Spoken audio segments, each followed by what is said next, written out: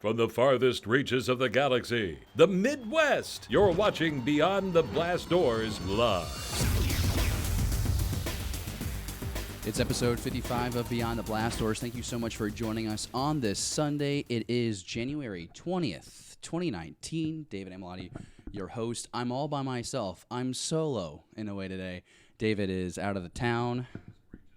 Oh, yeah, here we go. We can hear the intro again. I muted that. Here we go. So let's start this all over. It's January 20th, 2019. I'm hanging out by myself. David's on the road. He's visiting family. Jesse had to be on standby going into work. So here we are right now getting this episode off the go. We're going to do this. And something to let you know about. In today's show, we're going to be talking about a slew of things. I'm getting bombarded. I talked about this right before the show with Jordan. I'm like, we're going to take this nice and slow, take this easy. I'm by myself. And then this laptop that I've really never used in my life before just decides it can take its off out of audio, and it's just exceptional. This makes for great TV, I'm sure. Hey, this is what we're talking about today. Kylo Ren. Adam Driver says that he's known the end game for Kylo since before The Force Awakens, which that changes our perspective on a lot of things when it comes to Disney and Lucasfilm's preparation and planning for this sequel trilogy. We're also going to be talking about new Star Wars TIE Fighter comic book. This actually dropped on Friday. I did a deep dive video on it myself, but I want to make sure that we're able to talk about it here in the live show, because I think there's another element to this after the fact that we learned that Jody Houser wasn't the original author for that comic book. It was actually Chuck Wendig, and we all know how Chuck Wendig's relationship with Marvel and Star Wars comics wrapped up a couple of months ago, so we'll talk about that. And we also, as you can guess by the title of this episode, we're talking about EA canceling another game. We're going to do some math, and it kind of goes like this. 6 years on a 10-year deal, and we've got 2 games on a major platform, and we've canceled 2 others as of 48 hours ago.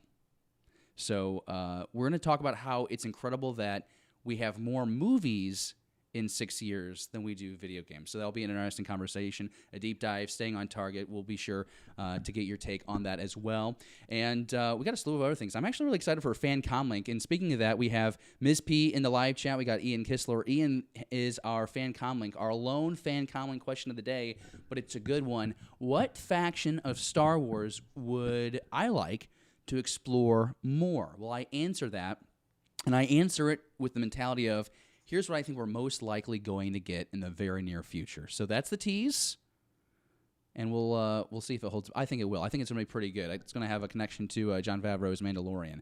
You can start trying to guess my choices right now. I want to remind you that on this day, we're going to try something new, Jordan. On this day in Star Wars history, back in 2000, Dark Horse released a Chewbacca miniseries comic book, and it wasn't that great. I'm going to be honest with you. It wasn't that great. And you know what? The Chewbacca miniseries we got a couple years ago wasn't that great either. I think Chewbacca is just supposed to be a supplementary character, support. Someone told me the other day that they want a Chewbacca-focused movie where he talks and you get subtitles the entire movie. So you'd be reading subtitles for 2.5 hours, and it would be a Chewbacca adventure. And I'm just not sure that I would buy that. I would maybe do a 20-minute TV show of that maybe, but I can't do that for 2 hours. I mean, I'm going to need a lot of refills and bathroom breaks.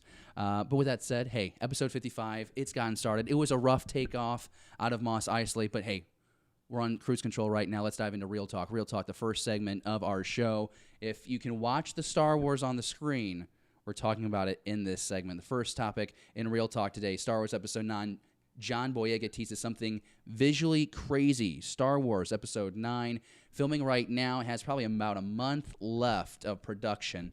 Actor John Boyega, who plays Finn, has teased something visually crazy on Instagram for the much-anticipated sci-fi film. Boyega shared this image on Instagram a few days ago of his distressed hands after a day of shooting. That was directly a quote taken directly from the article. I will say this. His hands are bloody, and you're starting to wonder, why the hands, why the single drop of blood on the thumb. We got a quote that kind of goes along with this, and you can kind of look close on your screen. It's here on his Instagram post, but he says, the whole team pushed themselves today to achieve something visually crazy. I've had many moments of shock on set, but not like today, and I can't wait until you know why. So as I just got done saying, my question is, why the hands? What is he trying to tell us? That's why we say it's cryptic, because we're led to believe that he does something with his hands. Now, real quick, I'm like, man, maybe he choked somebody out with his hands. That would be really intense. That would be something we've never seen in Star Wars before. That might, this movie PG-13 at the very least because of it. But I'm like, that's pretty much out of character. So let's go back to what everyone has been thinking for a very long time, which is, will somehow Finn tap into the Force? Hear me out. Before Force Awakens, that's what we were led to believe, right? All the shots with him with the lightsaber, the fact that he is a stormtrooper, he was able to go through that program with ease. Undescribable events happened in Finn's life, kind of like Rey. So you start to wonder, did he do something where he tapped into the Force? Is J.J. Abrams going to allow Finn to pick up a saber again in Episode 9 and somehow tap into this energy, which I think would open up some concerns from some fans about how easy people can just access the Force in the sequel trilogy. But I wouldn't mind seeing that happen, because J.J. had a vision for the trilogy when making Force Awakens. We know that he didn't give any kind of directives to Rian Johnson. Rian Johnson got to do whatever he wanted in his movie, essentially. But when you go to make the first film of 3, you probably have an idea of where this is overall. This is where these characters are going to go, and so how do I give them a foundation here? So I think there's a chance of this happening because we have JJ at the helm. Now, will he actually be a Jedi? I don't think so. I think that we are exploring the Force in a way now with Star Wars that the Force is not exclusive to the Jedi. I go back to the, I don't want to call it a soliloquy, but, the little riff that Luke Skywalker has in The Last Jedi where he's teaching Rey. He's like, do you feel it? This isn't exclusive to the Jedi. It's for everyone to tap into.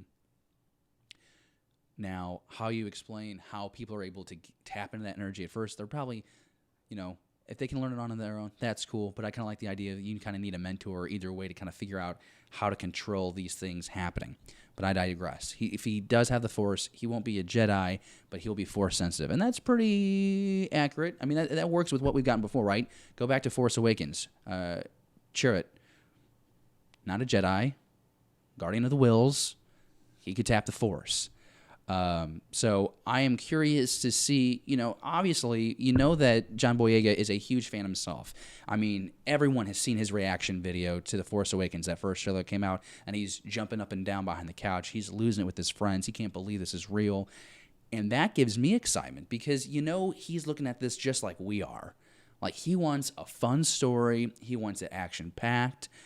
He wants a great character exploration. I mean, he wants to see the Millennium Falcon, I'm sure, blow up a lot of ships. So when he's excited about an event that's happening and he's reaching out to the fans saying, hey, I'm really excited for this, that brings me a lot of comfort, that brings me a lot of excitement, and it just makes me honestly ready for a Star Wars movie. There was a moment the other day where I was like getting frustrated. I was like, how do we not have a title yet for Episode 9? And it's because this is the longest route we've gone through since 2015 of not having a Star Wars movie.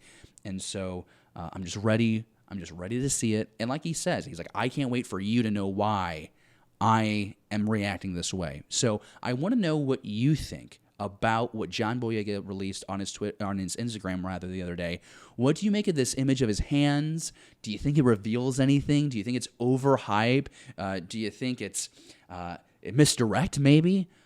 He has a single drop of blood on his. I mean, I don't know. I don't know what that means. I want to know your thoughts on it. Let me know down in the comments below.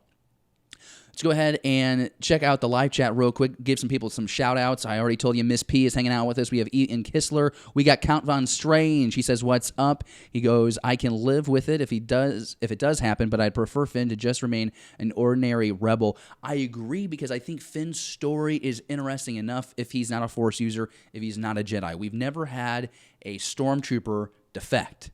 We've never had that perspective of a Stormtrooper like rejecting. This is like my programming essentially, and then going against it. Where we're at the end of The Last Jedi, we've definitely seen Finn go from I got to get the effect, I'm all about myself, I meet Rey, I'm all about Rey, it's me and Rey, to maybe there's a cause bigger than my own out here, maybe I can actually stop the problem that I was a part of.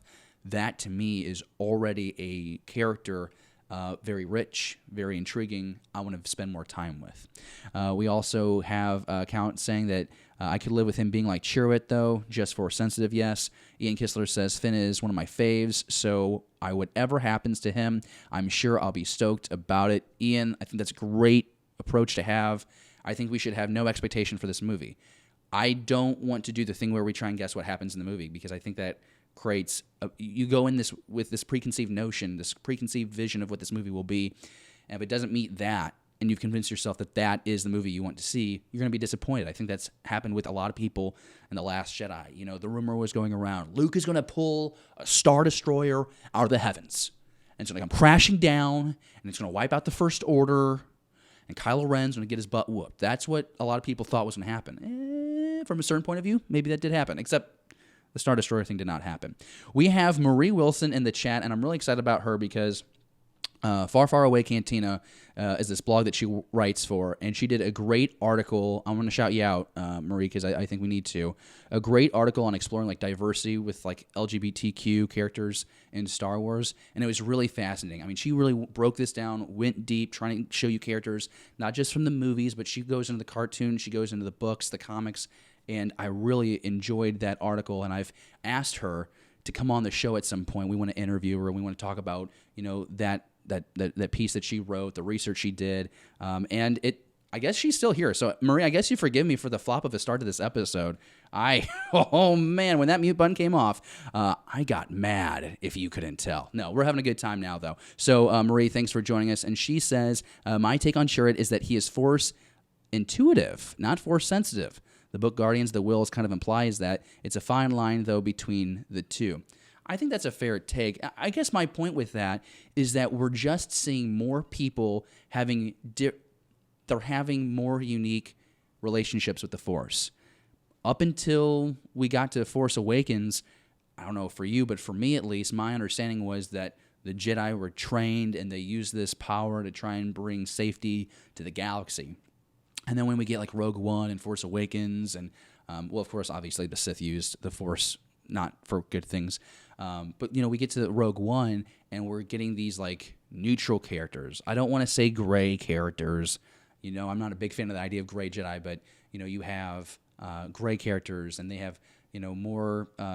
You know, they kind of have like a third-party relationship with the Force, and I really dig that. So that's my take on it. Maybe I've said something new that you guys agree or disagree with. Let me know in the live chat. Really glad that you guys are with us today on this Sunday. Topic number 2 here in Real Talk. Star Wars Episode 9 filming does return to Cardigan Air Sheds as the end of principal photography approaches. And we want to thank StarWarsNewsNet.com for piecing this all together. I'm doing a summary of this. They've got a guy, Trevor Monk, who is an expert on the air sheds and lives in that area. He's informed the guys and gals over at StarWarsNewsNet.com that production for Episode 9 is back in those sheds, filming on location again inside Air Shed 2. The quote that I have here from the article is he's talking about someone posted that horses were in a stable outside of Shed 2 last week and the week before. I just had confirmation Star Wars is in Shed 2. Filming what? I have no idea, but there is no external set, so I doubt it's Yavin. Time will tell. That is a very safe message to put out there. Time will tell. I think it's interesting. There's a lot of theory that for some time they thought that would be Yavin shots. I don't think we're going back to Yavin 4. I don't really see the value in going back to Yavin 4, although that would be, I guess, one way of tying this all together at the end of Episode 9.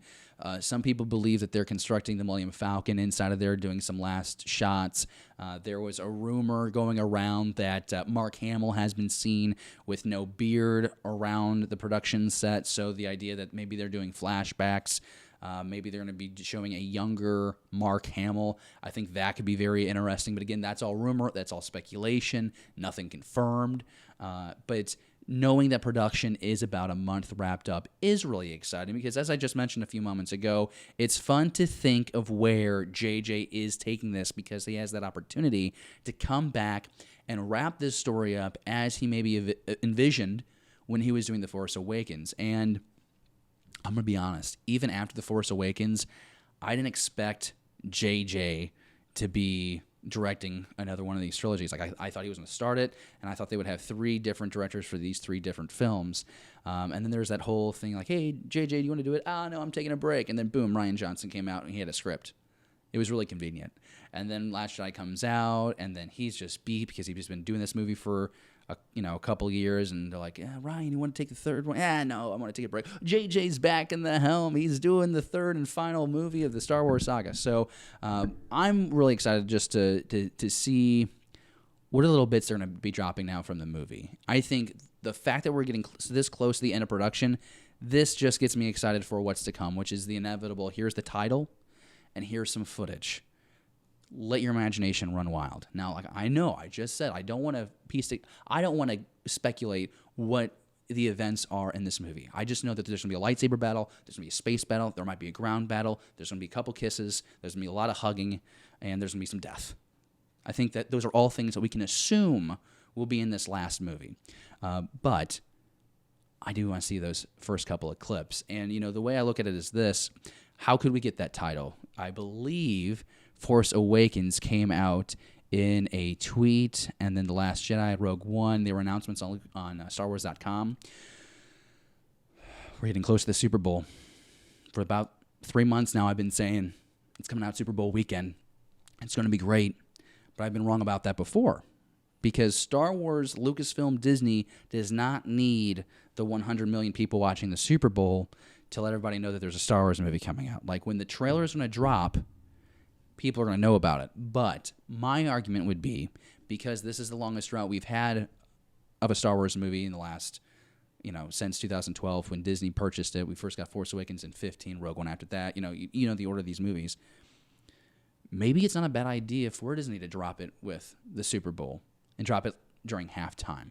Maybe they would do that, and I would look like a genius. That would be really convenient for me. I would appreciate that, since I've been beating my chest about this for 3 months now. But it could be later towards the end of February. But I've got to think that with only a month left of production, they've got to have enough for that trailer, or at least a first teaser. Let's not get carried away. We're going to get, maybe 15 seconds something, and get that first teaser. Now here's a full trailer. Here's the second trailer, and then here's 27 TV spots that will get shoved into the last 3 weeks before the movie drops in theaters, because that's how it always happens, right? It's like we wait so long for those first couple of seconds, and then they'll give like some like behind-the-scenes reel where it's like a lot of pan shots of, people running. Like I think of that Rogue One where we're on the track, and the guys are running through Yavin, and it's like, oh my gosh, what is that? We'll probably get something like that. Here's hoping. But as the point of the story is, a month left of production. They're in these sheds. They're doing last small. I don't think there's anything major left. Have not confirmed that Mark Hamill is done with his stuff yet. So we just have no way of knowing what this exactly is. I think with a month to go, most of the big stuff is done. Here's let's get the little stuff done. We're doing close-up shots now, or I could be wrong. Maybe they're doing like the biggest, baddest scene right now as we speak, and we're going to be blown away in the theater when we see it in December. I don't know, but what do you think? Let me know down in the comments below. Really want your take. Do you like following, by the way, do you enjoy following production news, like 2 months to go on production, 1 month to go, production wraps, production crew has got their goodie bag, they got the parka, they got the Star Wars parka, and they're all really excited about that. You're seeing everybody talking about it on social media. Do you even care? Do you? Let me know in the comments below. I want to know. Let's go to the third topic. We talk about, has Disney and Lucasfilm had a plan for the sequel trilogy? We're talking about how production is wrapping up. We're talking about how we're going to see it in December. But how long has a plan been in place? Well, get this. Adam Driver says that he was told where Star Wars 9 would end up before Force Awakens even started, before it even took off the ground. He did this interview with Slash Films. And the quote that we got here is, he says, with Girls, there wasn't really an end in sight, so it was really fun to develop it as I went and to think about where it was all going. But with Star Wars, I had one piece of information where it was all going, and that's where it's been in my head for a long time, and things were building towards that. I gotta know, what do you think about Kylo Ren, Adam Driver knowing that one piece of information since before Force Awakens? That means that like JJ was like, hey, this is where it's going. And now that JJ's back, oh yeah, this is we're doing it. Because that could have changed maybe. Maybe that changes when you have a third director on there. Or maybe this actually shows us that there was a bit more of a plan in place for the sequel trilogy as we went on. We've had a few people talk about how it's more of a baton race. JJ comes in, does his story, hands it off to Ryan. Here's what I was thinking, but Ryan basically got to play in the sandbox and make his own movie, and you can tell that in the tone and the approach of some of the characters. That's just a valid observation. You can't deny that. Rian Johnson did his movie, and he goes, here you go, third director, take it over. Now it just turns out to be J.J. Abrams, and he gets to do that. But there was some real concern, and I just mentioned how Force Awakens and Last Jedi have those, the tonal differences and some characters. It almost seems inconsistent with what we learned in the first movie, The Force Awakens. But here we go. Adam Driver talking to the media, and he's like, now, I've known this one thing the whole time, and the entire time I've been approaching this character of Kylo Ren, while I've been there on Jakku, and I kill Lor San Tekka with my saber, and I follow Rey all over Starkiller Base, and when I'm killing Snoke in his throne room, I know where this is all going. I'm nervous, I'm excited because there is no doubt in my mind, my favorite new actor, my favorite new character in the sequel trilogy is Adam Driver. I love what he's done with Kylo Ren. Kylo is conflicted. He is the heir apparent to Darth Vader. I love that this kid got betrayed by his master, and he's like, I'm going bad, and he's gone real bad. He's had a hand in the destruction of 5 planets. He's killed a lot of key people, killed his pops, might kill his mom. In episode 9, he almost did it in 8, then he chickened out. That would have been a good plot point. Or they could redeem him. And this is why I'm nervous. Because I think we've gotten hints in the movies where there is still good in him. And, whether it's Luke saying no one's ever really gone in The Last Jedi, whether it's the elevator scene in the in Snoke's big ship in The Last Jedi where Rey's so confident that I can see the good in your future. It's so bright and solid, There's these little hints that I think that, maybe JJ was trying to go this one way with Kylo, and then maybe Ryan was trying to go this way with Kylo. But it feels to me like they're trying to feel it out there. They're trying to get a sense of the fans. Would you be okay with Kylo coming back? And I wouldn't. I want him to stay bad. I want him to pay for his sins. I could see him redeeming him. I could see this happening where it's like the climax, and it's like if Kylo doesn't sacrifice himself, everyone else dies, and I could see it as a last stand, and he's just boom, and he's dead. He kills himself and lets the rebels go on, and they create the newer Republic. But I could see them doing that, and that would be insane. Not in a satisfying way. I'd just be like, wow, that was great all the way up until the last minute, and then Disney chickened out. There's just some bad people in the world. It's like when Hitler was at his strength and he was killing millions and millions of innocent people, he didn't write a check to the Salvation Army, and then everyone's like, it's cool. It's all good. Because he did good at the very last moment. It doesn't work that way. Some people are just inherently bad, and that's a problem because that means somewhere along the way, a pivotal person in their life or society failed them. Let Kylo reflect that. Sometimes people just make mistakes. Think about the Joker. All it takes is one bad day, and your entire future could be changed. And so there's a morality lesson there. So that's just my take. I hope this nugget is that Kylo dies, and he dies out of his greed. And, I get that some people are going to say, well, he's a victim. He misunderstood. He felt betrayed by Luke. You helped destroy 5 planets. How many countless other people? I mean, if you thought about that in real life, the example I just gave you, it doesn't work out. One life for life isn't worth it. You take out billions, trillions, let this guy die a villain. And I think it makes Kylo Ren ultimately a way better villain. That's just my take. Would love to know your take. Tell me what you're thinking down in the comments below. You're watching live with me. Let me know over in the live chat. See how I got a little passionate about that topic? My goodness.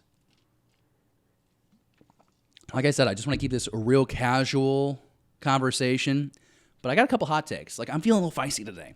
And I'm by myself, so I feel like, usually when I have David here and Jesse here, I'm like, facilitating the conversation, and I'm just trying to make sure, like, hey, we had these five points we want to hit in conversation. I just got to make sure that we hit those points. But I'm getting out there. I'm swinging the gloves.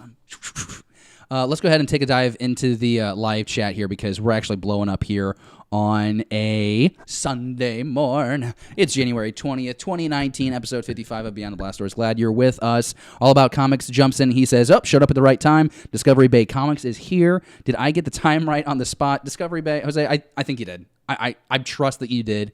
There's a lot of people here hanging out with me. We're happy about it. Marie Wilson says, I think it's fascinating that he knew something ahead of time, but makes sense with how they, despite what so many think, plan super far ahead of time. Yeah, Marie, I think that's like a really valid point. I know that not every nut and bolt of the story is planned out.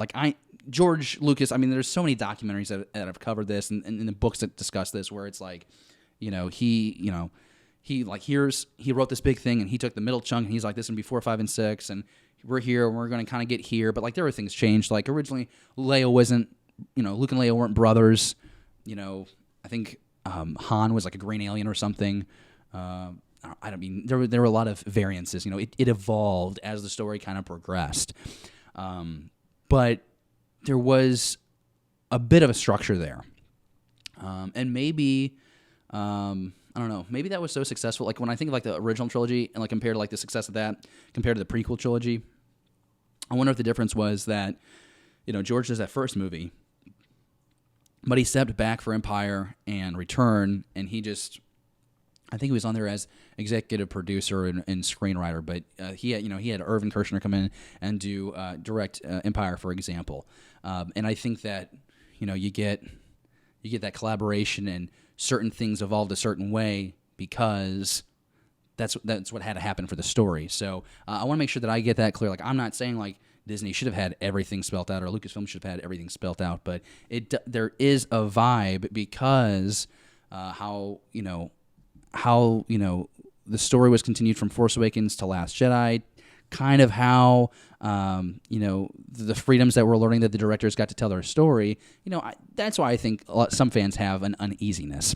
Ian Kistler says, agree, probably knew what key things they wanted to end on during the Force Awakens script. Yeah, I buy that. They probably had here's these 3 or 4 things that this is where it's going to go. We want that to happen, but how we get there, that's up to the individual director, maybe. I could be wrong. Compound Strange, he's saying hi to folks. We got Ian also saying, would be interesting to see Kylo redeemed himself, but spend his time as the wandering gunslinger archetype hunted by everyone for his past sins. I dig that. There's a bounty on Kylo Ren. I just doubt that could happen. First Order seems to have kind of control of the galaxy. But, I would dig that, but that's one more plot line now. There's so many things we had to wrap up in episode 9, but I like the idea. Silos189 is in the chat. He says, what up? Marie says, personally, I don't have a favorite direction for Kylo Ren's story to go. I'm just really excited to see what happens, trying to go into it without any expectations. Marie, like I said, I think that's the best thing to do. Matt Tarochi. Man, I'm sorry, that's a tough last name to say. I think it's Polish or something. But he says, JJ wrote an outline for the trilogy before The Force Awakens, but Johnson ignored it. I don't know if I want to say that he ignored it. He definitely read it, probably took, something good to have in mind while writing the movie. But you can definitely tell, with characters like Hux, that's it's a completely different character in The Force Awakens as we got in The Last Jedi. You can make your argument about Luke, how Luke was handled. That's up to you. Rey, I went back and watched Last Jedi last night. Rey feels a little stiff. That's just my opinion. I feel like the first the first couple times we visit Ahch-To felt very stiff. Kind of those first scenes they shot with them on Jakku. It just was I don't know if we've really gotten the character development. I don't know. It just felt like it didn't feel like the continuation. It just kind of felt like we were thrust back at the beginning, but at the same time, Last Jedi happens days after Force Awakens, and so Rey was a little awkward in a way through that whole thing, so I don't know. I really like Daisy Ridley. I really like the character of Rey. I just think sometimes lines get read kind of stiff. All right, let's go ahead and dive into the last topic of Real Talk. I'm having a lot of fun with the Real Chat. I'm so happy to have folks hanging out with us today. If you haven't already, be sure you smash that thumbs up button for us. And if this is your first time to be on the Blast Doors, be sure that you hit subscribe and ring the bell too. So that way when we go live like this or we have other videos, you're the first to know when that happens. And you can continue being part of our Star Wars conversation because that's what we really like. We're talking about Star Wars Resistance. Star Wars Resistance, new images. We got a clip from the upcoming episode tonight, Dangerous Business. In Dangerous Business, in exchange for parts, Kaz mines. He gets acquisitions for Flix and Orca, these two little creatures that are on the show, and comes into conflict with a shady alien customer in league with First Order. Like I said, this new episode is tonight, 12:01 a.m. PT. It's on the Disney OW app and Disney Channel VOD, giving kids and families access to the series wherever, whenever they want to teach. Okay, so great. So, the episode is happening tonight. I'm going to be honest with you. That mid-season trailer was exceptional. It's the most fun I've had watching anything from the series to date. Why? Because Star Wars Resistance is targeting kids, not me. I'm 26 years old. They're not making money off of me there. They're going to make money off of me getting the Disney Plus subscription so I can watch Mandalorian, Cassian Andor, whatever is next. They're going to get money from me at the movie theater when I see episode 9 at least twice, and if it's really good, 5 times. And if it's really freaking good, like it could be like 7 because ticket prices here are cheap, and it's going to be like maybe the last time for a while that we're going to see a movie on the big screen. Because I think it's clear that Disney and Lucasfilm, they're directing their attention towards this online streaming thing, which is fine, because like, for example, with The Mandalorian, we're going to get 10 episodes and probably an hour long. So would you either have like 10 mini movies of Star Wars, or here's this one movie you get one every year or every 2 years? I mean, I wouldn't be surprised if they wait another decade before they give us another movie on the big screen like that. And so going back to the original point is that mid-season trailer, which I did a video on, you can find that on the YouTube channel, is the most exciting time I've had watching this series, knowing that it's not made for me, but because if it's all this First Order stuff, and it's taking place right before The Force Awakens. This explains how The Force Awakens, how in The Force Awakens, the First Order is positioned in a way to do this demonstration of the strength of the Starkiller base and taking out Hosnian Prime. How did the First Order accrue all this? How are they in the secrets? How did they get the materials for all this? How did they fuel their ships? And how did the First Order get to do all this without being stopped until because you think of there's a huge navy of ships and a planet converted into a base. You think someone would have figured that out flying by. But I digress. First episode back here in the second half of season 1, kind of a letdown for me because it really just didn't address anything in that trailer. Now here you get the summary for the second episode and then the second half. I forgot the name of it, Dangerous Business. Now you get some mention of the First Order, so I think we're slowly getting there. But from my view, and I could be wrong, it definitely feels like that first season of Clone Wars, the first season of Rebels, where it's like the show is trying to figure out what its identity is and really figure out the pacing. And this just feels like, yeah, we're a kids show. We're kind of playing in the Star Wars world, and we're over here racing our ace fighters while there's this galactic conflict, and I want stories that happen outside of the main line of events, and I like having this third-party angle where we're looking back and being like, oh, this is what's happening. Oh, that's that. Here's what's happening in the movies. That's really cool. I guess I would just want that. I want more of this. I want to be looking more at what's going on, the main events. I want to see how that event of leading up to Starkiller Base demonstration, and I want to see how people react to that around the galaxy. And I feel like that we had the opportunity here with Star Wars Resistance, because we know in the mid-season trailer, they're watching on Colossus, this ship facility they're at, they're watching a hologram of Hux's speech right before the firing of Starkiller Base. Okay, I want to see that. So as a 26-year-old fan who knows that Resistance show isn't for me, I'm sticking around because I want to see what that's like. Because seeing that reaction, the impact of the destruction of multiple planets like that, that's interesting to me. I can't fathom that. I mean, right now, we know of 9, 10 planets. I don't know. I'm not good with astronomy, so I don't know. I don't remember. It's been a while since I was in school.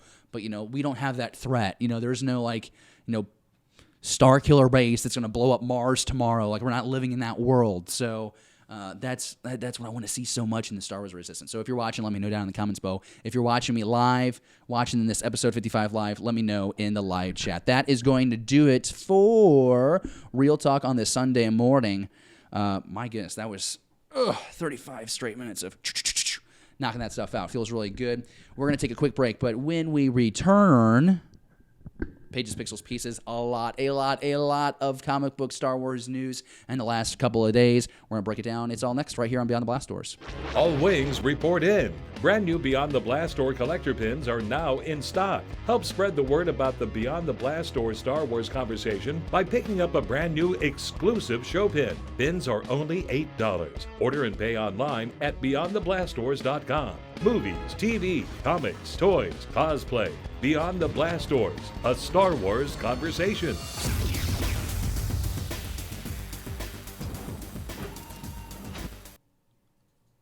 Welcome back to Beyond the Blast Doors. Check out those pins, beyondtheblastdoors.com right now. Pages, Pixels, Pieces is the next segment of our show. I've also been told my director, Jordan, believes there are 8 planets in our current galaxy, so thank you. I haven't taken astronomy since, was that junior year of college? I digress. Pages, Pixels, Pieces, this segment brought to you by the Fantasy Shop in Maplewood, Missouri. Proud to have our local comic book shop that I need to visit badly as our official sponsor. Comics, collectibles, toys, Magic the Gathering, and board games. The Fantasy Shop in St. Louis, proudly serving St. Louis since 1981. Special announcement, everybody. We want to offer congrats to a friend of the show. You know, we've tweeted a couple times. You know, that's about the extent of our relationship. But congrats to Charles Soule, Giuseppe Camincoli, Danielle Orlandini, David Carell, Joe Carmen Magna. Oh man, I think I said Joe's last name wrong, and that frustrates me because I must have said it like 7 times before we started this episode. Heather Antos, Jordan D. White, they won Diamond's 2018 licensed trade paperback or hardcover of 2018 for their work on Star Wars, Darth Vader, Dark Lord of the Sith, Volume 2, Legacy's End, which collected issues 7 through 12 of the second volume of Darth Vader, that 25-issue run that you heard me and Gilbert foam at the mouth for about 2 years, and we just want to extend congrats to them because, like I said, we talk about that series all the time. It is the best Star Wars I've read in the last 5, maybe decade. I just love that comic book, and, you know, I think if it's not the best I've read, then it's Lords of the Sith, which is kind of the same thing, right? Like we're getting Vader, we're getting Sidious, and of course they take on Cham Syndulla and the Ryloth freedom fighters or whatnot. But it's just so good, and it's so cool to see them recognized by Diamond. When Diamond didn't have much Star Wars on that list, if you look at Diamond's top 100, Star Wars wasn't in the top 25. The closest they got was 30. Which, that's not good. You know, that list just factors in, I think, sales at comic book shops. It's not taking into account, like, online sales. But you thought for sure Star Wars would be up there more. It's just great to see Charles Soule and team get the recognition they're getting for this Darth Vader volume. More recognition could be on the way. There's a few more issues that came after 7 through 12. So maybe they get a couple shout-outs next year, the next time that whenever Diamond next announces its awards and its accolades. But if you haven't already, pick them up. I have each single issue. I like the single issue. I like having the actual art cover in my hand. But I've already admitted, like, once that omnibus comes out where it's all 25 issues, I'm getting it. Why not? So, if you follow those folks out on Twitter, be sure you send them a congrats for their accomplishment because it's pretty awesome. And go to your LCS and buy, like, every new Star Wars comic ever so we can get more Star Wars on that top 100 list. All right, so the next... this is, the official first topic of Pages, Pixels, Pieces. We're talking about the comics that came out this past week. Then we'll talk about the comics that are coming out this coming week. And then we're going to talk about new comics we're going to get in, like, April. And then we're going to talk about, like, more comics we're going to get it out in April. Lots going on right now in the Star Wars comic world. And this is Age of Republic special. We had three different short stories in the special. And I want to remind you, if you haven't heard already, we have a second show. It's a solo show. I'm your host, Beyond the Panel. It's every Thursday night, 6 p.m. Central. And this is where I'm going to give you 48 hours to find the new Star Wars comics of the week, read them, develop your own opinion, And then we're going to come together at 6 o'clock every Thursday night, and we're going to talk about those comics and those opinions that you've developed in the last 48 hours. And then kind of like the segment, we'll talk about what's coming out next week and if there's any breaking news. So go check out the last episode because we actually were able to cover some the comics. We did breaking news at the time when we got some Age of Rebellion covers that we'll take a look at in a second here. I just did a breaking news video yesterday for Beyond the Panel to where we talked about how we're getting this new TIE Fighter comic we'll talk about in a second. So it's a new show. I host it. It's another opportunity for us to hang out. It's another opportunity for you to get, I would like to say, high-quality Star Wars conversation, talk. And it's just how we continue to build that Star Wars community that we're building here at Beyond the Blast Doors. So please check that out. Let's go to the first one of the special. This is the Mace Windu short, and I really dig it. I dig it for a lot of reasons. One, I think Mace Windu is the most interesting Jedi that we just haven't explored enough of. I mean, when you think about the EU novel Shatterpoint, and we talk about how this guy uses the dark side, uses evil in his fighting, and he doesn't become corrupted. Like, that's awesome. So nuts and bolts here. Mace Windu gets captured by some renegades. He calls them terrorists. They think of themselves as freedom fighters. He gets taken to like the head honcho. This honestly feels like something out of like the Iraq or Afghanistan war that just got slapped with Star Wars characters. Anyways, so he gets captured. He gets taken to this base in this catacombs, and he has his like lightsaber disassembled, and like that's kind of like the whole plot point of the short story. We get a flashback going into Mace's past, talking about how like the lightsaber is held together, and I guess that's like the one interesting nugget of this whole thing, because he gets captured. They're gonna kill him. We end up learning that Mace Windu has like some kind of like beacon or something for the Jedi to track him down with. And they find him in these catacombs, and day is saved. The children. This guy has a children army. The children are freed. So there's a happy ending there. But the nugget that like Star Wars lore maybe expands upon, I mean for me at least, is that the Force itself binds the pieces of the lightsaber. I think that's really interesting. Because as Mace Windu talks in this comic, and he's talking about how as a child, like he didn't understand how a lightsaber worked, and clearly this terrorist doesn't understand that even though he has the saber in like 30 different pieces, here's Mace just like with a Force reassembling his lightsaber, gets to go in this duel with this terrorist guy, and we get a cool throwback. I really like that. That's probably the coolest panel of the whole comic. At least the short story with Mace Windu is you get to go back and see like a young Mace Windu building his lightsaber, and this notion that the lightsaber isn't the weapon, you are the weapon. That's what Mace Windu is saying here. It's like the lightsaber is just the extension of the wielder. So Mace Windu as a Jedi, the weapon with his lightsaber, and that's dope. And that's what I think of Mace Windu. And I think of Mace Windu, I think of purple lightsaber, the fighter. I call Dooku, he's a duelsman, but like Mace Windu is a fighter, a warrior with a blade. And like if he got an epitaph on the grave, they recover his body after that drastic plummet in Revenge of the Sith. I would put the weapon on his gravestone. That's a really boss epitaph. Like some people are just like, he lived, he died. He's the weapon. Anyways, I'd like to know what you think about this. I think it was a good first story. Second story, though, even more enjoyable from a certain point of view. Asajj Ventress. Basically what we're at is we're kind of thrown into the Clone Wars period where, go back with me, like Season 5, right? So Ahsoka Tano kind of gets betrayed by the Jedi, by the Republic. It's part of this plot. You think that Emperor has kind of a role in it. So this bounty for Ahsoka goes out. Asajj sees that, and she's going to start pursuing the Jedi Padawan. And then she comes across this dude that's harassing these two girls in an alleyway. And she's like, it's not my deal. It's not my problem. It's not my business. And then she's like, but I remember what it was like to be young and innocent and on the streets and alone. And so she comes in, saves the day, chops the dude's arm off. The girls get away.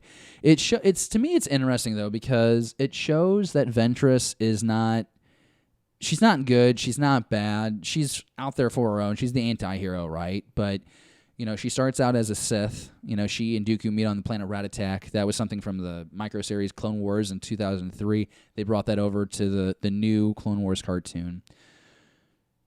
But she's a fallen Jedi Padawan who had her master killed. She joins Dooku as his originally just as assassin, becomes the apprentice, and then she gets betrayed again by Dooku because Palpatine's like, you gotta kill her off because there can only be two, right?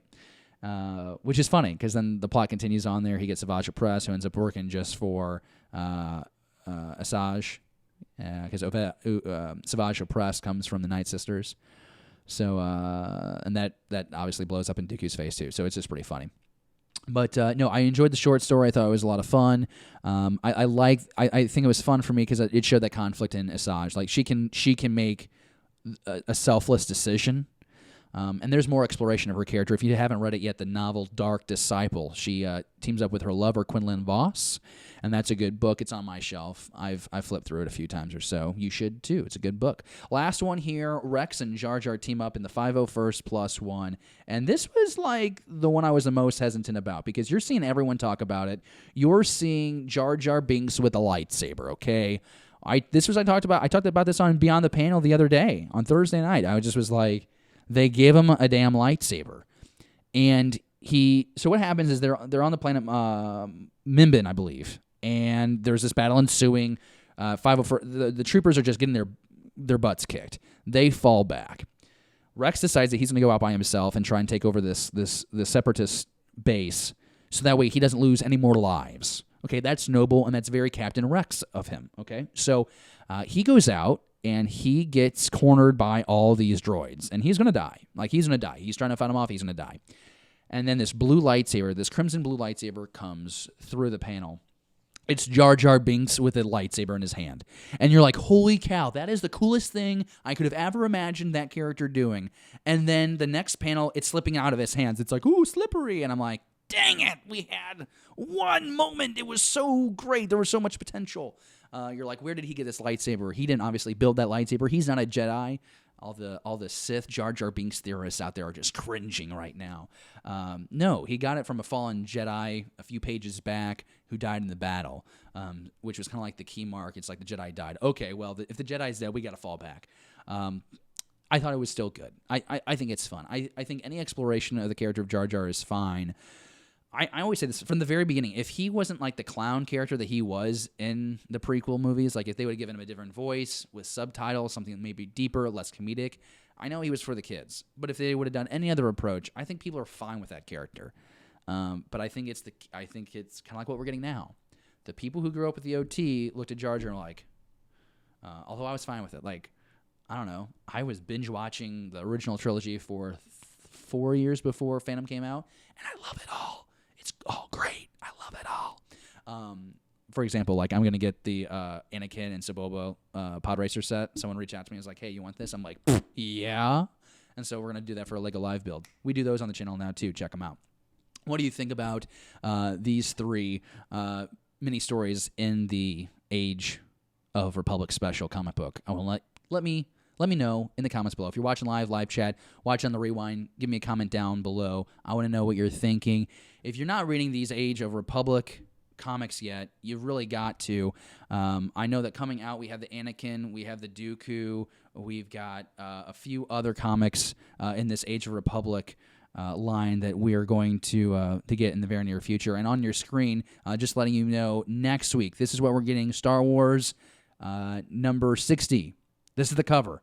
Luke dueling with the leader of Scar Squadron. It's a group. It's honestly, I still a Stormtrooper lightsaber just doesn't do it for me. But I do like that Admiral Akbar cover there on the right side, that John Christopher Taylor variant. Ooh, give me some Akbar, man. Anytime. It's a trap. No, it's not. It's all good. It's safe here. So before we go on to the next topic of Real Talk, or Pages, Pixels, Pieces, rather, I want to shout out the people in the live chat, because the live chat is moving on very steadily. Trying to find out right now, but at one point we had 15 people watching live, which is really exciting. 13 thumbs up. Thank you, everybody, so much for your support of the show. And pulling up the live chat, let's see what we got here, because I see that someone referenced Darth Plagueis, and I get really excited when I see a Plagueis mention in the live chat. So let's see what we got going on here. I'm trying to Scroll down here so I can get the chat. Here we go. Oh, it's working. Technology is just beautiful. I love it so much. This is exciting. I can't find the clip now. It went away. Sea Loss, where is it? You were talking about. Here we go. As Darth Plagueis was mentioned without being seen in Episode 3, can you see a new character being mentioned without being seen in Episode 9? Yeah, I think Snoke. I think he's dead. He's not coming back, but they're going to reference him. Darkside Jedi says, happy Sunday, my friends. Discovery Bay is saying hi back to him. Nerdverse Fat is in the live chat. Okay. And he says, I really do like Kylo. The scene from The Force Awakens where he just lays out his raw anger and destroys the monitors was powerful to me. He should go out as a villain with a sense of what he did was wrong. I totally dig that. I love that. Ian Kistler, I think I saw The Force Awakens 7 times and The Last Jedi 5 times in theaters. A lot of friends who aren't huge into Star Wars but like it always take me to answer questions after the screenings. Yeah, so you just go repeat times because you want to figure out what the heck you just saw. Like the first time, you're just like, oh my gosh, I can't believe I saw that. And then you go back a second time, and it's like, oh, wow, that was really cool. I really hated that one thing. I wonder if I really do hate that thing or if I kind of like it. So I need to go back a third time. And then, like, out of obligation because you told your friend, your aunt, your mother, the homeless guy on the side of the street, you're just like, let's go see the movie together. And so you have to see it like 5 more times. Let's see, what else do we got here? Silos, I want to see the Black Saber in the Mandalorian series. I think there's a chance. By the way, Star Wars Kids is like the secondary YouTube channel that Disney has put out there, and they just did like a video where they counted the number of lightsaber ignitions in all the movies. It's awesome. It's like 140 times, spoiler. But they also did this other video where it was like talking about like the different colors of the lightsaber, and they mentioned the dark saber, which was pretty cool. Teaching the kids young about the dark saber, that's pretty nice. Dark Side Jedi, I thought Rian Johnson was slated to do 3 more after 9. He is. He is still, it's as far as we know, that he is still slated to have a trilogy of his own in the Star Wars galaxy with all new characters and in a point in time that we don't know about. But what I was talking about earlier in the show was that Rian Johnson got complete with the Last Jedi. Disney was very happy, Lucasfilm very happy with the movie, and they wanted him to do the 9th movie. And he said, no bueno, I need a break. Got a break, did another movie, just came out a little while ago. Now he's working on developing the scripts for this trilogy. We don't know anything about it. Also, remember, we know that Benioff and Weiss are doing a series of movies. They're not going to be able to start on that, though, until April after Game of Thrones hits the HBO channel. So, fingers crossed. I'm more excited for Benioff and Weiss, personally, just because I think it's an assumption that they'll be doing our Knights of the Old Republic era. That's really exciting, but all that speculation can be wrong. I mean, they could be doing stuff after Episode 9 for all we know. It could happen. A series of movies. You don't know what that means. We got Comics with Bueller in the chat. He says, what's up? Appreciate you stopping by, Bueller. It's so funny because, I think I say this every time. So, like, we've been doing YouTube for like 2 years, and it's been like, you know, trying to get consistent and increasing our look and just finding new ways and better ways to engage you when we're not, you know, when we're on live, when we're not live, but we're in a video, or when we're on social media.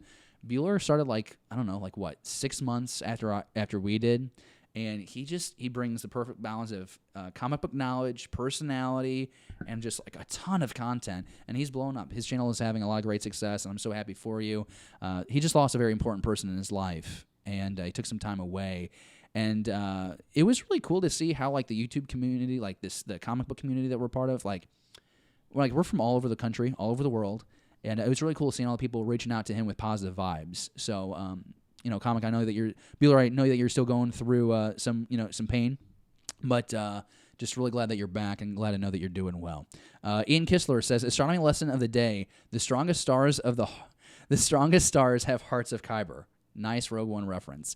Let's see here. We got Nemesis Prime from Three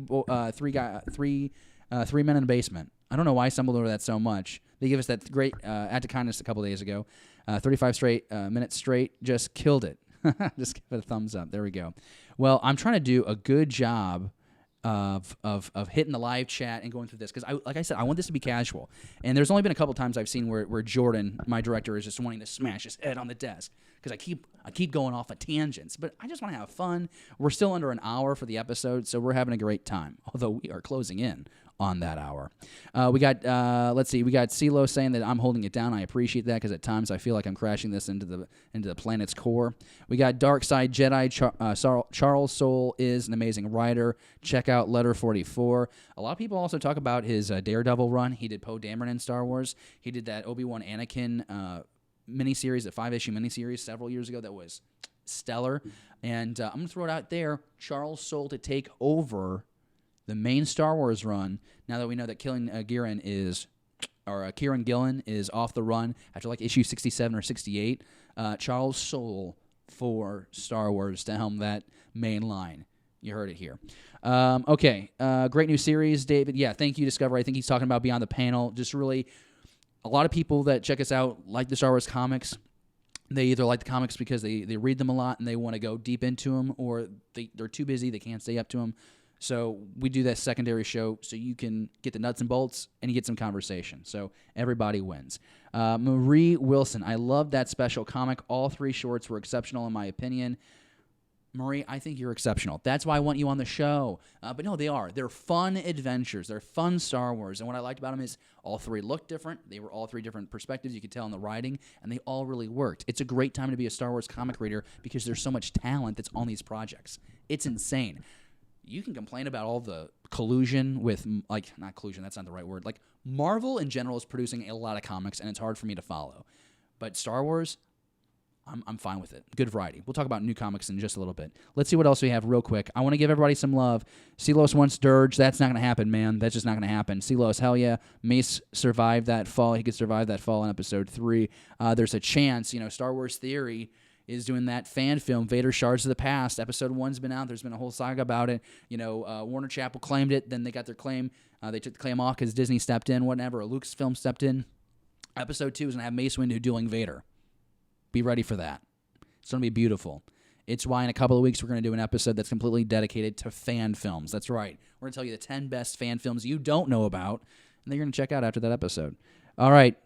People are heading out. Oh, Marie had to go. Marie, I have to head out. Got plans. This was super fun. We'll definitely join the conversation next week. Well, that's exciting to hear.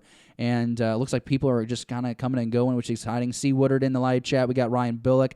This is awesome because Ryan is so active on Facebook and Twitter. This guy is always just spreading the positive Star Wars vibes. So glad that he's with us. We got Comic Zombie. KOTOR would be dope. Dude, I'm saying it would be dope. I think that would be stellar. It's the time period in Star Wars where we need to go. Unless they were to take the legacy comics from Dark Horse, which were like the future. There's that iconic Jedi Master Luke Skywalker in his Jedi robes cover. If they did legacy in movie form, that would be insane. It's not going to happen. I'm not going to get excited. I'm sweating thinking about it right now. It's not going to happen. It's not going to happen. Okay, I think I just pounded out the live chat. That was insane. I'm thinking that's what I'm probably sweating for is all the work that I just did, making sure that I was in the live chat the way I needed to be. I need to do a better job of that. Hey, let's talk some new comic book covers, okay? We're going to talk about the Age of Rebellion now. Marvel celebrates original trilogy icons with Star Wars Age of Rebellion covers. You got the Princess Leia, Grand Moff Tarkin, Age of Rebellion special with Biggs Porkins and Darth Vader. Jordan, I can't remember if I actually have like individual videos of these covers, so if I don't, just leave the thumbnail up. Basically, what we've got here, though, is we've got 4 new Age of Rebellion covers. This is going to be coming out in the spring. Really excited for these. We've got Grand Moff Tarkin, the first one, which is going to be taking a look at how does Tarkin make the Death Star a feared weapon in the Star Wars galaxy. And I'm actually going to read you the excerpt right now from StarWars.com. because I just don't want to get it wrong. But Age of Rebellion, Grand Moff Tarkin, number 1. This has Mark Hamill, hits shelves April 10th, and explores how the Imperial Mastermind ensures the Death Star lives up to his name. You also get the Leia book. This is art with Chris Sprouse. And just a reminder that all of these books are being written by Greg Pak. He's got them all. So just like Jody Houser did all of Age of Republic, Pak has all of Age of Rebellion. Leia is all about how, this tells the story of how Leia prepares to rescue Han Solo by taking on the identity of the bounty hunter Boushh and must earn the trust of Bossk. I needed water, my goodness. I'm excited about that. We had a Forces of Destiny short when they were doing Forces of Destiny shorts that kind of explained that. Maz Kanata was involved. I'm okay with this comic and having this as like the actual explanation We, of course, know how Lando has his bounty hunter suit because he had it back in the Solo days when we saw Solo Star Wars story. We have Darth Vader on there. This is the second of... Nope. Reading the wrong thing. Got excited. I don't know when the Darth Vader thing happens. Because what I have here reading is Age of Rebellion will continue with even more major issues with Han Solo #1, Boba Fett, Lando Calrissian, Jabba the Hutt in May, and Luke Skywalker #1 and Darth Vader #1 in June. No description available for that Darth Vader one yet. The special, though, has a lot of people's attention because you see IG-88 on the cover. He has his own story. Yoda has his own story set during the time of his exile on Dagobah. And then you get a freaking Biggs Darklighter Jack Porkins story with John Adams as the writer and artist. And Star Wars Explained said this the other day on social media, and I agree. 2019 is a year of Star Wars. You're getting Episode 9. You're getting all these TV shows, so many comics, and Jack Porkins has his own comic. Damn fine time to be alive. And I still have water in my cup. We're doing fine. Okay. So those are the different covers that are coming out. I just read off the list of the rest of the Rebellion covers that are coming out. So be excited for all of that. And like we've already covered the comics for the rest of Republic. I'm actually, I was going to have us go through and take a look at those, but just because of time, we won't. Let's go ahead and flash up the thumbnail, Jordan, about the new covers, the TIE Fighter #1 and the Alphabet Squadron, if we can pull that up. This was news that dropped on Friday, and we're just going to hit this really quick, that you're seeing Star Wars TIE Fighter #1 there on the left of your screen. You're seeing the cover of Alphabet Squadron over on the right side of your screen. Now, we've known about Alphabet Squadron for a long time. New novel coming out June 11th. Okay, this is being written by Alexander Freed. Great writer. Has done a couple Star Wars projects already.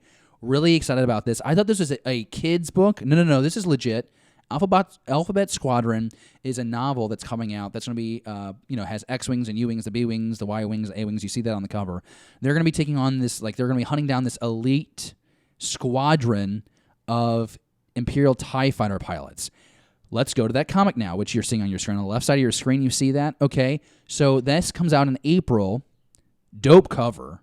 Like, who's not going to buy this cover? Even if you're not a Star Wars fan, you're buying this cover. It's gorgeous. It's all shiny, the colors. I talked about this on Beyond the Panel Thursday night. It's epic. You see the battle happening in the window panes behind the pilot's head.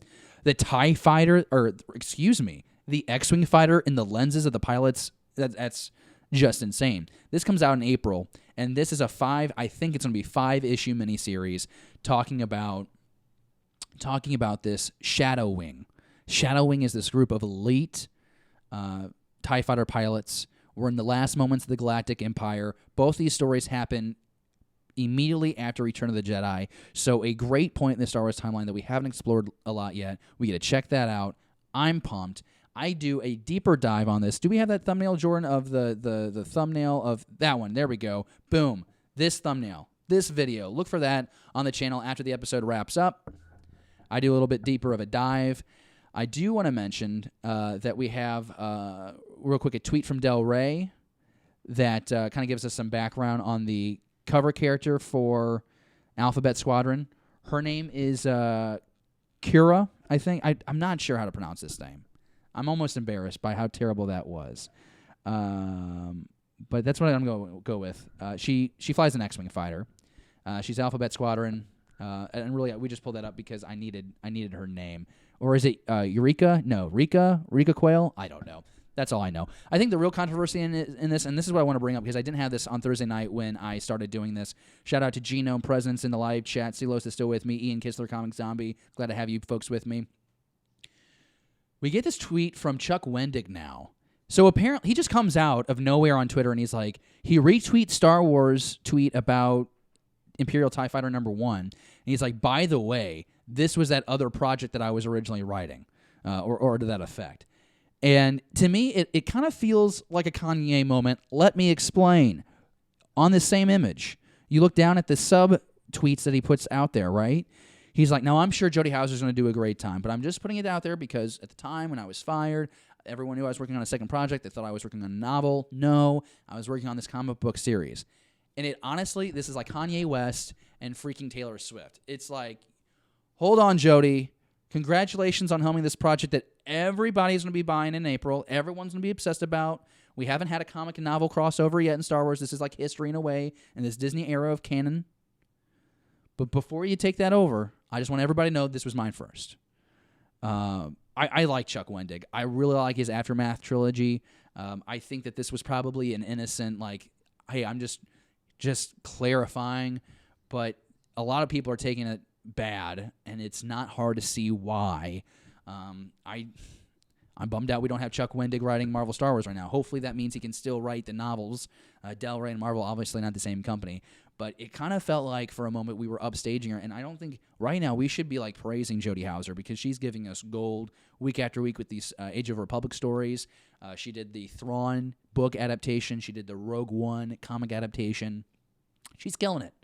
Like for me, it's like Charles Soule, Jodie Houser. But then like overall canon writers, it's still Claudia Gray. That Master Apprentice book that's coming out in April, I want as a birthday present. Jordan, if you love me as a friend, you'll get me this book, okay? All right, we'll see if you can make that happen. Comes out in April. That book is going to be epic. I can tell. Apparently, like Qui-Gon is like playing around with the dark side of the Force in the book. That's going to be great. Okay, so that's it. Stash or Blast. Let's get into it real quick. We're going to light through this. It is 12:06 right now in the Midwest, and I was about to make a joke, but it's snowing. I just looked out, and it's flurrying pretty aggressively. Last week, you might remember, we talked about it on the show when I was by myself, that we had 15 inches of snow. And in the Midwest, that's like 38 or 40 to someone up in the Northeast. I mean, that is an astronomical amount of snow for the Midwest. And right now, it looks like more is on the way. So real quick, Stash or Blasted, let's go through this real quick. Really excited for Star Wars Celebration. Second week of April this year, have our tickets. We are finalizing our plans for how we're going to share that experience with you. We have looked at the panels that are at least out there right now. We know that the guests are available, and we're going to try everything in our power to do videos, whether it's talking with merchants on the floor, comic book writers, artists from the artist gallery, talk to folks from the movies, from the TV, we're going to try and do it all. We just found out some guest announcements, and so we're going to go through them, and I thought Stash or Blaster would work. I'm going to stash all these. But first up, we have Christopher Sean, who plays Kaz in Star Wars Resistance. He's going to be joined with Susie McGrath, who plays Tam from Star Wars Resistance. I'm going to stash this. Makes sense. Star Wars Resistance just got renewed for a second season. Star Wars Resistance is that show for the kids, and it makes sense to have them there. We have Scott Lawrence, who's Jarek Yeager on Star Wars Resistance. James Arnold Taylor, he's my favorite person. He plays Obi-Wan Kenobi and the Clone Wars and the video games. They will be there as well. We've got Janina Gavankar and Matthew Wood. So Janina, is Iden Versio, Battlefront 2. If they ever did an Inferno Squad movie or TV show, you could have Janina play because it's Janina who's Iden. And then Matthew Wood, who's the sound editor for Lucasfilm since 1992. So you can get some sweet insight. You get some sweet insight into how he's been around crafting the sound for Star Wars, which that's a huge element of Star Wars is the sound effects, the sound design. So excited to check those out. Ian Kistler asks us in the live chat, he's like, hey, so for some of us that are not going to Star Wars Celebration, what are you going to be able to do for us? So I don't want to give away specifics yet because we're still trying to get some stuff confirmed with Celebration people. But our hope is that when we're on the floor, we can go and talk to just fans about whoa, we have a cat that just jumped up on the set. This is incredible. That's Paul McCartney. He is my cat. And he is intrigued with a new camera. This is so cool. He made a debut. His head's right there. Isn't it cute? But anyways, Star Wars Celebration. Oh, now he's coming to the other side. This is exciting. The entire focus of the show just shifted. There's a cat's butt on the show. Episode 55, Beyond the Blast Doors. Thank you for joining us. Hey, but no, we're going to talk with cosplayers and find out about the latest tips and tricks that they have to build their costumes, their cosplays. I'm going to take Paul with me. Because why not? He wants to be part of the show, so we'll do it. Oh, there's the toy. Oh, he's gone. Bye, Paul. That was great. That's what we'll take away from today's episode. But we want to talk with actors and actresses, of course. But we really want to talk to fans to get the fan perspective. So let's say that when we're at the episode 9 panel, we'll show you, we'll get footage from inside of there. We'll come outside. We'll do like a 5 to 8 minute video just talking about what we saw, what we heard, reaction that we have, reaction the crowd had. And what we want to do is sprinkle out like 2 or 3 videos a day. We're going to have a, computer, camera. We're going to have a mobile setup with us that will allow us to edit on location. So we can give you those insights into Star Wars Celebration as the week plays out, and then we'll save some stuff, of course, for the next live episode after that. We can have a big post-party on the YouTube channel for that. So I hope that helps. Looks like no one was offended that the cat came up on the channel, so that's exciting. Live show at Star Wars Celebration. We have not yet decided 100% if we're doing that. We are going to have a live show in May that I guess I can make official now. We'll go ahead and make that official now. But as far as like a live show at Star Wars Celebration, there's like a 10% chance. I think it's more likely that at the end of each day we will do a recorded something in long form, and we'll put that up on the channel. So we're probably going to do I could see us doing 3 episodes that week, where one each day at the end of the day. For you guys to listen to and enjoy, have sound bites from people out there. So we're dreaming big, and we're working hard to finalize those plans, so that way we're able to tell you what exactly we're going to do. So that was Dash It or Blast It. Staying on target now is the next topic on the show, and we are cruising right along here. EA just canceled its open world Star Wars game. This is, this was the main thumb of the episode, and for good reason. It's a problem. As I set my water for dramatic pause, here's the truth. EA has put out 2 games for the platform in 6 years, has this contract through 2023, and has had 2 games cancel. Say what you want about how LucasArts kind of folded. There was a whole that controversy around 1313, and there was uneasiness because they thought that Lucas was going to sell the thing. Man, remember the days when they would just pump out games left and right, and some were not the best, but some were amazing. Knights of the Old Republic, the Lego Star Wars games. Remember when a movie came out and you could expect to have a video game based on the theatrical release at the same time? I still have my Revenge of the Sith game. Love that game. Had alternate ending where Anakin killed Obi-Wan at the end of the movie. Yeah, that's pretty cool. We don't get that right now. So according to Kotaku, this is a online news source, EA has decided to pull the plug on EA Vancouver's planned open-world Star Wars title, which itself was based on an unfinished project developed by the now-defunct Visceral Games. It was announced back in October 2017 that the studio would be taking over from Visceral, which was to be shut down effective immediately. 14 months later, EA has decided that whatever work that their Vancouver studio put into the project didn't make the expenses worth it, and so this open-world project will not see the light of day. There's also someone saying out there that there's a chance that this project is being scrapped for a smaller project that could be released sooner. I don't know, man. People wanted the open world experience. It's frustrating. Gary Whitta. This was great. This was funny. Did I say Gary? I think I meant to say Greg. Gary? I think it's Gary. My bad. Mr. Whitta. Co-writer of Rogue One. He's also the former editor-in-chief at PC Gamer. He sat down with Kind of Funny Games just a couple of days ago. And this is what he had to say about this whole deal. This whole deal with EA and Disney, Lucasfilm. It's an embarrassment. If he were in charge of the deal, he states, I would just take the license away from EA because it's been catastrophically mismanaged. He also referred to the Star Wars deal on the caliber of EA's. It's the crown jewel of video game franchise licenses. That's what Whitta is saying about Star Wars. It's a crown jewel of video game franchise licenses. If I was an EA shareholder, I'd be effing furious at the way it's been mishandled. That's crazy. And I'm going to double check something real quick because I'm going to feel terrible if I got his name wrong. I should know. This is like one of those pieces of trivia you should just know. But sometimes I just doubt myself. And, okay, cool. Gary, I had it right. That's comforting. Anyway, he's a really funny guy. He swears a lot, but I can't say those words on the show because we're family friendly. But that's okay. Here's the thing. I've got like 4 points here. We're going to wrap this thing up.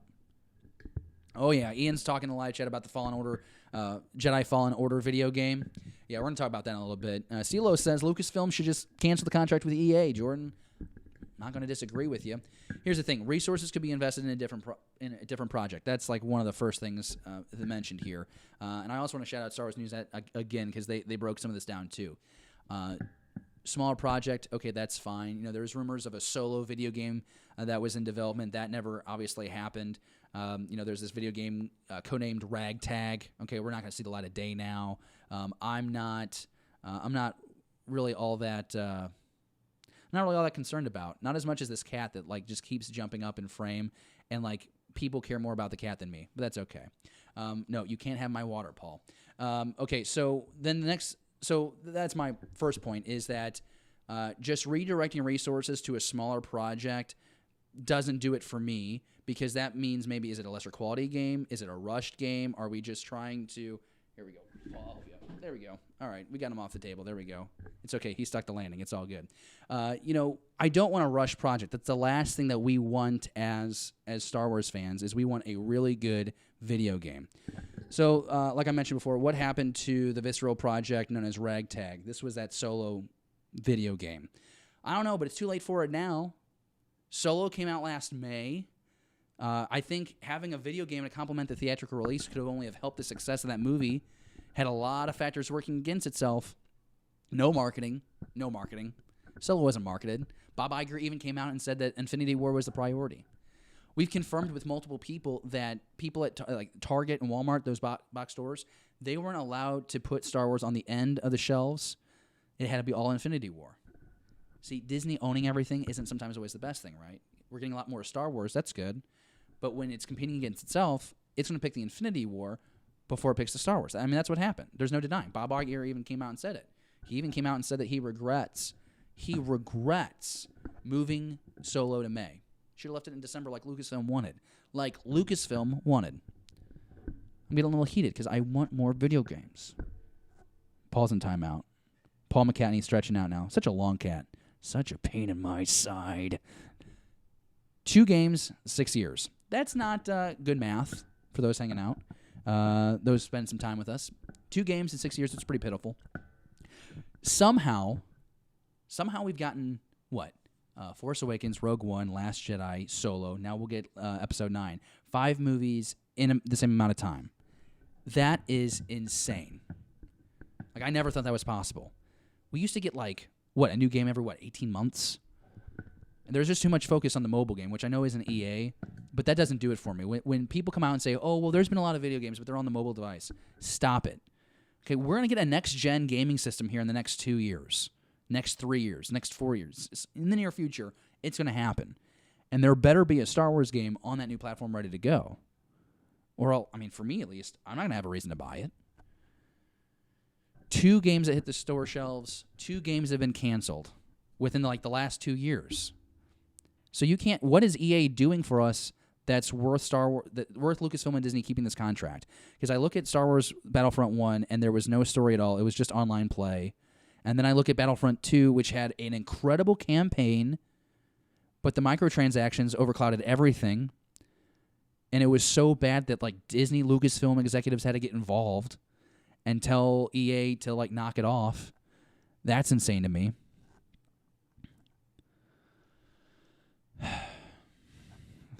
The cat's cute. He just kind of sits there and looks at you like you're an idiot, though. It's fine. Hey, glad you're with us. Episode 55, Beyond the Blast Doors. I'm ranting about this EA contract. Solutions. Let's double check that contract. Lucasfilm, Disney. If there's a get out clause, let's break the contract. Let's not wait around until 2023. We've literally gone through an entire trilogy of movies, and we've had no games to support them. Nothing unique. This Jedi Fallen Order game keeps being talked about. It's this idea of a Padawan who escaped Order 66 after Revenge of the Sith. You follow him around. Maybe get some Vader in there. Maybe get the Inquisitors in there. That sounds great. We need it. We need it now. We need it. Fans want it now. But like, how do you redeem this with the fans? I'm not quite sure. You got to first get out of EA contract. We just established that. I would say let's restart LucasArts. I'm not the only one that's out there throwing it out there. Not the only one that's been saying it for a long time. Get LucasArts back together. Bring back the good people. Bring out the people that have the passion and can make these movies happen fast. And then come out and say, here's Jedi Fallen Order trailer. That'd be cool. That should come out on Monday. We should get that like this coming week. That'd be great. In response to how terrible this has been handled, a second game canceled. But I'm on board. I think Widow was the one that suggested this, and I think this is how you redeem yourself and you get everyone back on board for Star Wars video games. You announce a Knights of the Republic 3, like an Old Republic, Knights of the Old Republic 3, and that makes fans happy because everybody wants Knights of the Old Republic. Everybody wishes the first two games were canon. Everybody wants those to be talked about in the movies. Everyone wants to explore that time period. So I'm jumping on that bandwagon. Get rid of EA contract, break that thing. Restart LucasArts.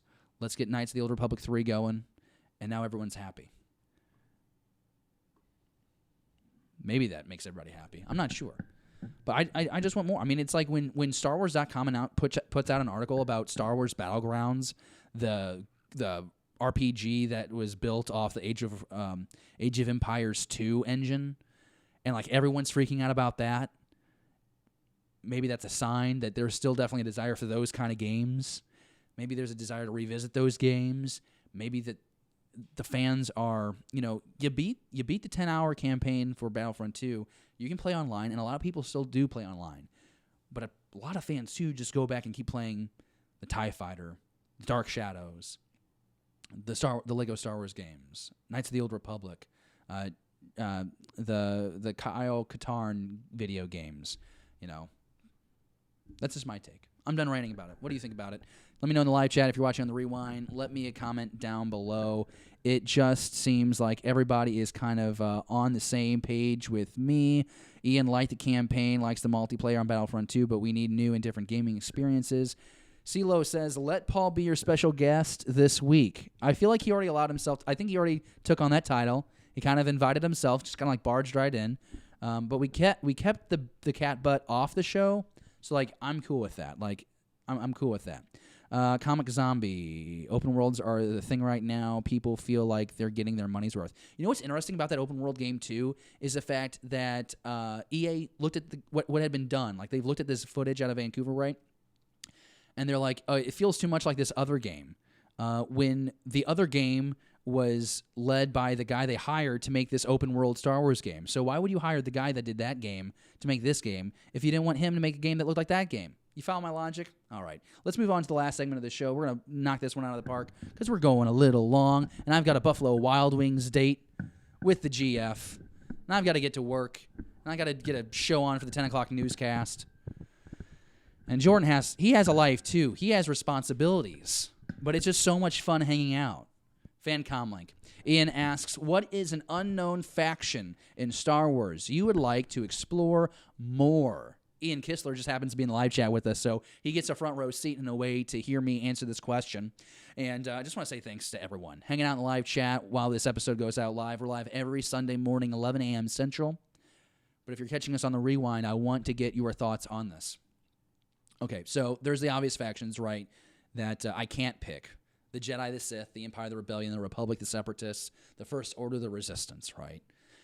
We can dig a little bit more. There's the Gungans, there's the Techno Union, there's the Hutts, okay? And the Hutts are a lot of fun to explore, I think, Jordan, because you get, like, Return of the Jedi, you get introduced to them, okay?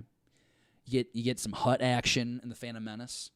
We got Zero in the Clone Wars, who's like I don't know how to describe Zero. I kind of always thought of like a drag queen Hutt, Oh my! Like that's not a good voice. That's a terrible voice. Don't laugh at that, Jordan. That wasn't good. I can't do a Zero the Hutt voice. I wish I could. Ooh boy, it's like kind of sounds like Winnie the Pooh in a way, like a weird Winnie the Pooh. So this is what I decided on, and I'm really excited about this, Ian. And I want everyone to give me your thoughts on the factions that I just picked here, because I think this is what we're most likely to see happen in the very near future. The Mandalorian clans. And I've picked two of the subgroups, okay? The first is the Night Owls. Okay, the Night Owls are a splinter faction of the Mandalorian warriors led by Bo-Katan. Okay. Bo is a very popular character from Rebels, who also ties back into the Clone Wars. But once a subunit with Death Watch, the Night Owls split off from the other splinter faction when Pre Vizsla was slain by Darth Maul, claimed the rule of Mandalore. The Night Owls then became known as the Mandalorian Resistance when they began conducting a guerrilla war against Maul's Death Watch loyalists. So that seems obvious to me because we're getting Jon Favreau's Mandalorian series at the end of the year on Disney streaming services called Disney+. Bo-Katan is a very popular character, like I mentioned, in both Clone Wars and Rebels. This seems like a really good potential because, I don't know, it's post-Return of the Jedi. Not sure the situation on Mandalore is at this time. But I think there's a real possibility, and I also liked, you include the part about, Maul taking over rule of Mandalore. Okay, well, guess what? Crimson Dawn and its appearance in Solo, A Star Wars Story. What's that cameo we get at the end of the movie? Maul. I don't know if we get a second Solo movie. I wish we would. We won't. It's not going to happen, but I wish because of that cliffhanger. I need to know what happens next with Kira, but it's not going to happen. But the Night Owls are the first. And then I mentioned them already, but Death Watch is my second. The Death Watch scattered and seemingly disbanded until the beginning of the Clone Wars when they emerged under new leadership of Pre Vizsla, targeting Duchess Satine of the new Mandalorians. We see all this play out in the Clone Wars. You got to check it out. That's like the best Clone Wars stories. Striking from the hidden base on Mandalore's moon, Concordia, they orchestrate several terrorist attacks on new Mandalorian cities. And Kalevala, while garnering support for the from the Confederacy of Independent Systems, eventually, when they allied themselves with Darth Maul and the Shadow Collective, they successfully took control of Mandalore from Duchess. Maul kills Pre Vizsla. Death Watch splinters into two factions. Those who gave their loyalty to Maul and those who refused to follow an outsider. And, of course, that would be the Night Owls that I mentioned before. So those are the two. They kind of tie into each other. I think it's the most possibility because not only are we getting Jon Favreau's Mandalorian series here at the end of 2019, we're getting the final season of the Clone Wars. And the hint, what I get from that teaser that we got last year is that we're going to get some Mandalorian war action. We're going to get some kind of war on Mandalore. And it's going to be awesome. Because who turns around with Ahsoka in that hologram at the end? Do you remember? I can't show you the video because I don't want this video to get a strike on it or a claim. It's Bo-Katan. At least, it's Bo-Katan. It's Bo. So, those are my reasons behind it. That's what I'm going with. Night Owls and Death Watch. And I think those are two solid picks. Ian, I want to know what you think, though. Did I fail you? Did I do well? Let me know. That's the end. It's episode 55. That's been one hell of a show. That was a great show. Went a little long. A little longer today. But my goodness, we crammed a lot into that. I hope you had a lot of fun. I had a blast. It was weird being by myself and talking for a straight hour and 20 minutes by myself. But at least I had your company. I had Jordan here to bounce off of. Save me. He saved me a few times. And I had my water. The water was pivotal. And we had Paul. Paul's like, can we wrap this up? I'm ready. No, but seriously, episode 55, a lot of fun. Thank you for hanging out with me in the live chat. Next week, we hope to have all the boys together. We should have all the snow out of the area. We should have all our schedules synced back up, so it'll be all three of us. Let us know. And before I wrap up, just a quick shout out to Jordan. You might have noticed we look really good today, and the last couple of videos looked really good. Now we've upgraded our equipment. Jordan is the reason for that, and it makes our look really better. And exciting to know that we're going to have a couple more additions to the setup here for Beyond the Blast Doors. And we're about to take the show to a whole new level by the end of January, early February. And it's going to get nuts because not only will we have our product here looking really good, we're going to be going live. And it's going to be fun. And we'll have more information on that as we go. Real quick, Ian Kistler, Celos, Comic Zombie. I want to say thank you for hanging out with me in the live chat. Everybody else, we had Dark Side Jedi for a while. We had, oh my gosh, it felt like we had all of YouTube on here for a while. We had Celos, like I mentioned. Ian Kistler was here. We had Tacoma Comics. We had Genome Presents. We had C. Woodard. We had a slew of others. Thank you so much for joining us on episode 55. Be sure you join me this Thursday, 6 p.m. Central, for Beyond the Panel episode 3, where we will dive in to Star Wars episode 60. I also want to remind you that that show and this show is sponsored by our good friends over at the Fantasy Shop in Maplewood, Missouri, proudly serving St. Louis since 1981, proud sponsor of our show. Be sure you check them out. And if you're ever in the St. Louis area and you visit the Maplewood Fantasy Shop, you make sure that you let them know that you found out about them from Beyond the Blast Doors. And if you haven't already, Facebook, Twitter, and Instagram, that's where you can follow the show any time of day or night. That's where we post all the articles that we see. We find memes. We state our opinions. That's where we're having conversation. And then you can join us there. And boom, boom, boom, boom. Then you can join us here on the live show. So, Beyond the Panel Thursdays. Here we are, a live show on Sunday mornings. It's going to be great. Ian says, excellent show. Comic Zombie says, great show, a lot of good stuff. Ian Kistler says, great picks. I'd love to see non-Jedi Force-sensitive factions pull something from Legends like the Bodor Sages or something like that. That's fine. I thought we were trying to stick with canon. I didn't know I could go to the EU. That would also take me quite a bit more of research. But Ian, good call, good call. Okay. CeeLo says, great show. Jordan, that means we both had a great show. We did it. Episode's over. That's going to do it for episode 55. Thanks for joining us. Be sure, if you haven't already, if you want to support our show and make our conversation even more rich, beyondtheblastdoors.com, you can get your own exclusive show pin right now to better support our show. And that allows us to keep doing what we're doing, expanding our equipment, upgrading our equipment, expanding our show, expanding our programming. You can also find us on patreon.com/beyondtheblastdoors. Have a good rest of your week. We'll see you soon.